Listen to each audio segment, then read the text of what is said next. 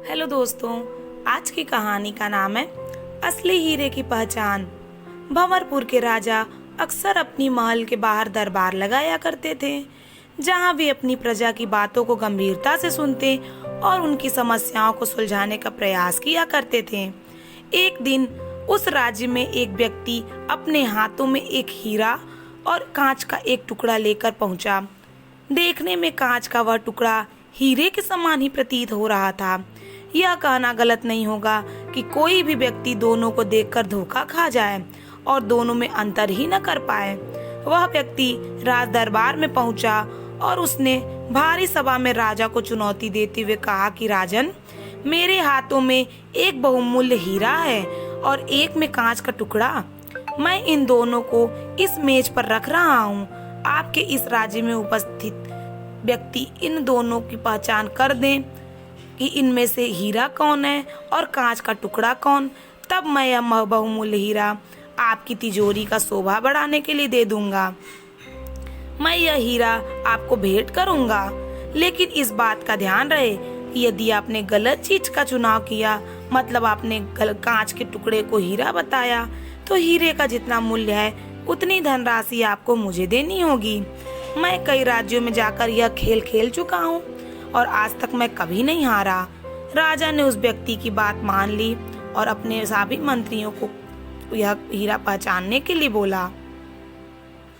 सभी मंत्री एक एक करके उस मेज के पास पहुंचे जहां हीरा और कांच का टुकड़ा रखा हुआ था। दिखने में दोनों में कोई भी अंतर नहीं था।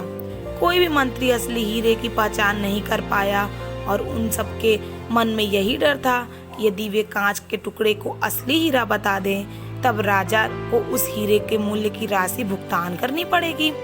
किसी को समझ नहीं आ रहा था कि क्या किया जाए। एक तरह से राजा की हार हो रही थी। राजा भी समझ नहीं पा रहा था।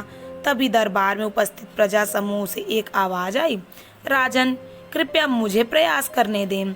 आवाज एक बूढ़े व्यक्ति की थी जो बचपन से नेत्रहीन था। सबको लगता था कि इतने बुद्धिमान मंत्रियों से तो कुछ हुआ नहीं, तो एक बूढ़ा व्यक्ति क्या कर लेगा। लेकिन राजा के पास और कोई रास्ता भी नहीं था। बूढ़े व्यक्ति को ससम्मान उस मेज के पास ले जाया गया। उसने दोनों ही वस्तुओं को छुआ और एक झटके में बता दिया कि कौन सा असली हीरा है और कौन सा बस कांच का टुकड़ा। बूढ़े अंधे व्यक्ति ने असली हीरे की पहचान कर ली। वह व्यक्ति भी चौंक गया जो इस शर्त के साथ हीरा लेकर आया था। अब हीरे को तिजोरी में रखने की तैयारी शुरू होने लगी। बूढ़े बाबा की जय जयकार होने लगी। इसी बीच राजा उस बूढ़े व्यक्ति के पास पहुंचे और उनसे पूछा कि आपने एक झटके में ही असली हीरे को कैसे पहचान लिया। बूढ़े बाबा बोले, राजन, मैं बचपन से अंधा हूँ। मुझे किसी की चमक तो पता नहीं, लेकिन जब मैं दोनों को छुआ तो इतनी धूप में भी हीरा बहुत ठंडा था और कांच का वह टुकड़ा धूप से तप रहा था और बहुत गर्म था।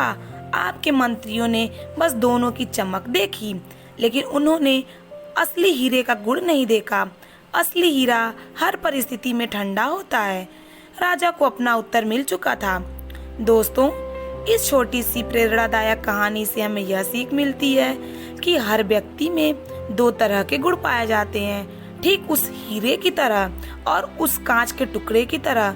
जो व्यक्ति विपरीत परिस्थिति में भी गर्म नहीं हुआ, ठंडा रहा, वो अपनी लाइफ में हर वो चीज कर सकता है जो वह करना चाहता है। लेकिन जो व्यक्ति कांच के टुकड़े की तरह गर्म रहा हो, तो उसका कोई मोल नहीं।